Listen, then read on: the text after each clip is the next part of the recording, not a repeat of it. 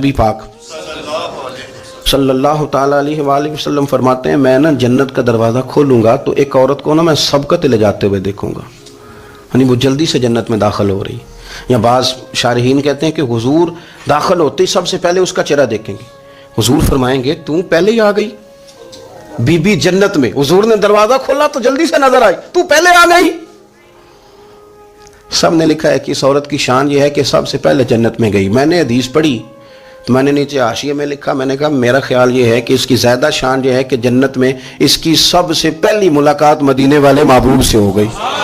یہ دیکھو کتنی بڑی شان. حضور فرمانے لگے تو کیسے پہلے ہی آ گئی، کون ہے تو؟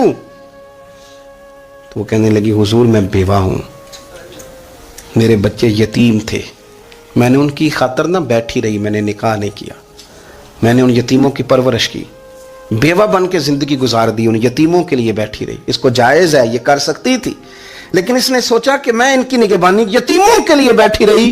آج شان یہ ہے کہ مدینے والے کے لیے جب دروازہ کھلا ہے تو اس بی بی کو بھی رب کریم نے فوراً ہی جنت عطا فرما دی. یہ سب سے پہلے گئی. میں نے دیکھی ہیں ایسی عورتیں 23 سال میں بیوہ ہوئی پر عمر بچوں کے نام کر دی. اسے پتہ تھا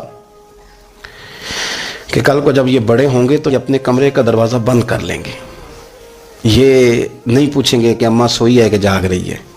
ان کا آنا جانا الگ سے ہو جائے گا، ان کے تعلقات اپنے ہو جائیں گے. پر یہ بیٹھی رہی، یہ بیٹھی رہی. اس نے بچوں کو وقت دیا تو بچے تو کیا اس کو صلہ دیتے تھے، رب نے یہ صلہ دیا ہے کہ سب سے پہلے اسے جنت میں داخلہ عطا فرمایا.